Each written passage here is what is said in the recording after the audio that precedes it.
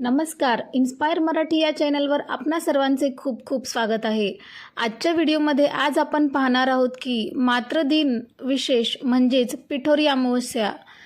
पिठोरी अमावस्या तर आपल्याला माहितीच आहे की अमावस्या म्हटलं की आपल्या मनामध्ये अशुभ दिन असा प्रचलित प्रघात आहे. पण पिठोरी अमावस्येला केलेलं हे व्रत कार्य शुभ ठरते.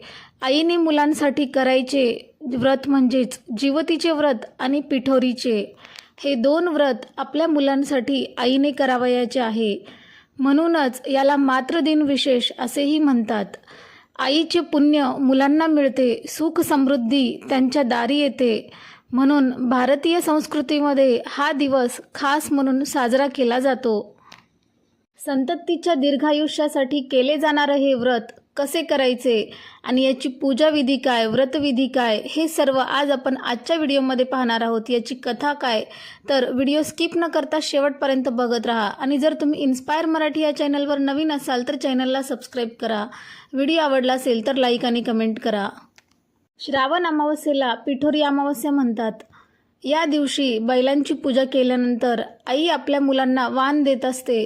पिठोरी व्रत करून आई पक्वान्न तयार करते आणि ते डोक्यावर घेऊन अतिथी कोण असे विचारते. तेव्हा मुलं मी आहे असे आपले नाव सांगून पक्वान्न मागील बाजूने स्वतःकडे घेऊन जातात. पिठोरी अमावस्येला वंशवृद्धीसाठी ही पूजा करण्यात येते. म्हणूनच याला मातृदिन विशेष असेही म्हणतात.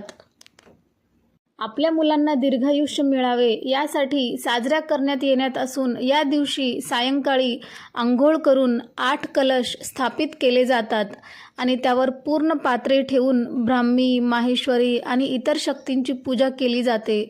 तांदळाच्या राशीवर 64 योगिनींना आवाहन देऊन पिठाच्या मूर्ती तयार केल्या जातात. तसेच पिठाने तयार केलेल्या पदार्थांचाच नैवेद्य दाखवण्यात येतो. या दिवशी नैवेद्याला म्हणून वालाचं धिरडं, माठाची भाजी, तांदळाची खीर, पुऱ्या, साटोरी आणि उडदाच्या डाळीचे वडे असे तयार करण्यात येतात. अशा रीतीने हे व्रत पूर्ण केलं म्हणजे अखंड सौभाग्य आणि दीर्घायुष्य पुत्र यांना लाभते. या पिठोरी व्रताची काय कहाणी आहे, तर आता आपण कहाणी ऐकूया. अटपाट नगर होतं. तिथे एक गरीब ब्राह्मण राहत होता. त्याच्या घरी श्रावणातल्या अमावस्येच्या दिवशी वडिलांचं श्राद्ध असे.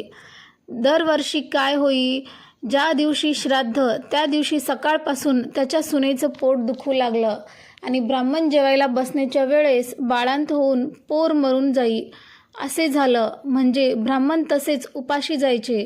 असे 6 वर्ष झाले. 7व्या वर्षीही तसंच झालं. तेव्हा सासरा रागवला आणि ते मेलेलं पोर तिच्या ओटीत घातलं आणि तिला रानात हाकलवून लावलं. पुढे जाता जाता ती एका मोठ्या अरण्यात गेली. तिथे तिला जोटिंगाची बायको भेटली. ती म्हणाली, बाई तू कोणाची कोण, इथे येण्याचं कारण काय, आलीस तशी लवकर जा, नाहीतर माझा नवरा जोटिंग येईल आणि तुला मारून खाऊन टाकेल. तेव्हा ब्राह्मणाची सून म्हणाली, तेवढ्या करताच मी इथे आली आहे. जोटिंगाची बायको म्हणाली, बाई तू इतकी जीवावर उदार का. तशी ब्राह्मणाची सून आपली हकीकत सांगू लागली आणि ती म्हणाली, मी एका ब्राह्मणाची सून आहे आणि दरवर्षी मी श्रावणी अमावस्येच्या दिवशी बाळंतीण होते आणि ते माझे मूल मरून जाते. त्याच दिवशी आमच्या घरी माझ्या आजी सासऱ्यांचं श्राद्ध असायचं आणि मूल मरून गेल्याने श्राद्धास आलेले ब्राह्मण उपाशी जायचे. अशी 6 बाळंतपणं माझी झाली आणि 7व्या खेपेला सुद्धा असंच झालं.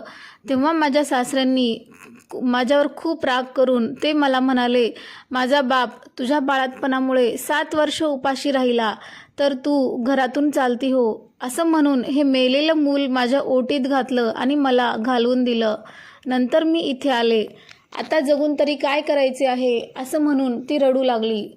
तशी जोटिंगाची बायको तिला म्हणाली, बाई तू भिवू नकोस, घाबरू नकोस, अशीच थोडी पुढं जा. तिथं तुला एक शिवलिंग दृष्टीस पडेल. बेलाचं झाड लागेल. तिथे एका झाडावर बसून राहा. रात्री नागकन्या, देवकन्या 7 अप्सराबरोबर येऊन तिथे पूजेला येतील. पूजा झाल्यावर खीरपुरीचा नैवेद्य दाखवतील आणि अतिथी कोण आहे म्हणून विचारतील. असे झाल्यावर मी आहे असे तू म्हण.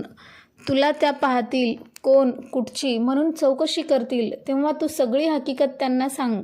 ब्राह्मणाच्या सुनेने बरं म्हटलं आणि तिथून उठली, पुढं गेली. तो एक बेलाचं झाड पाहिलं आणि तिथेच उभी राहिली. इकडे तिकडे पाहू लागली. तो जवळपास एक शिवलिंग दृष्टीस पडले.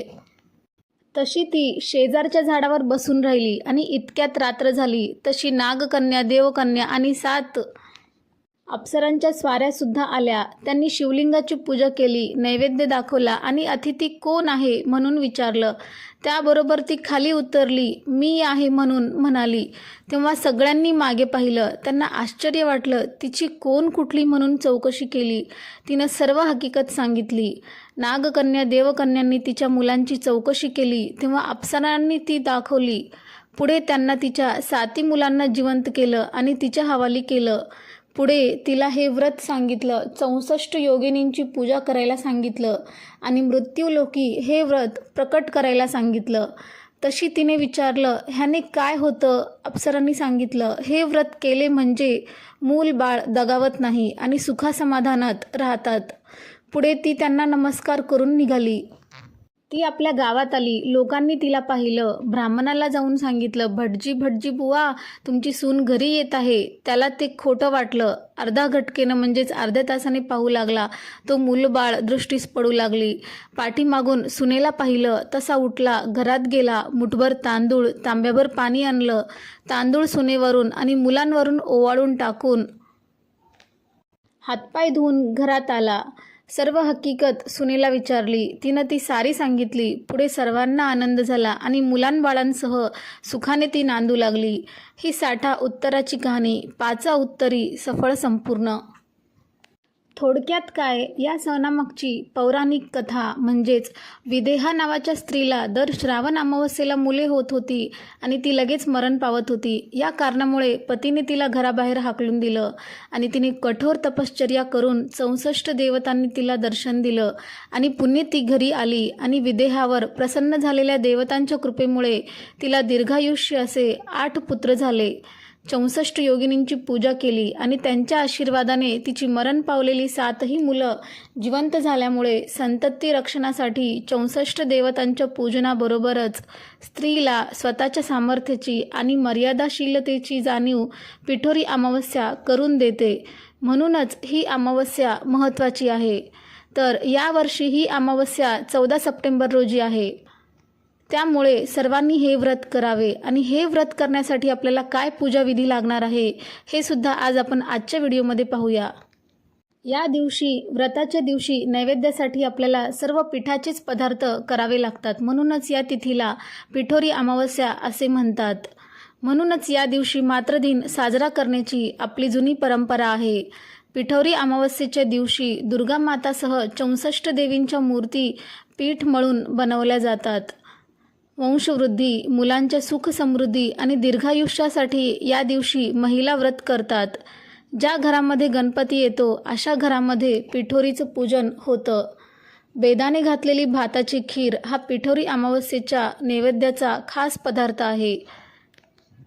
पिठोरी अमावस्येच्या दिवशी जरी 64 देवींच्या मूर्त्या पीठ मळून बनवल्या जात असल्या, जर तुम्हाला शक्य झाले नसेल तर एक देवीची मूर्ती पिठाची बनवून त्या मूर्तीला छान शास्त्रोक्त पद्धतीने पूजा करून त्यानंतर तुपाचा दिवा लावून फूल हार सर्व चढवून नैवेद्य चढवून देवासमोर नैवेद्य दाखवून त्यानंतर एक नारळ फोडा आणि तुमच्या मनातील इच्छा देवांना सांगा. असे जरी व्रत केले तरीसुद्धा तुम्हाला या व्रताची पूर्णपणे लाभ होईल. कारण या दिवशी 64 देवींच्या मूर्त्या करणे शक्यच आहे प्रत्येकांना असे नाही. म्हणूनच जरी तुम्ही एक मूर्ती पिठाची बनवून त्या दिवशी खास नैवेद्य म्हणून बेदाणे घातलेली भाताची खीर हा पिठोरीचा खास नैवेद्य आहे. हे व्रत श्रावण अमावस्येच्या दिवशी सकाळी करतात. तर आजचा हा व्हिडिओ तुम्हाला कसा वाटला हे नक्की कळवा. जर तुम्ही इन्स्पायर मराठी या चॅनलवर नवीन असाल तर चॅनलला सबस्क्राईब करा. व्हिडिओ आवडला असेल तर लाईक आणि कमेंट करा.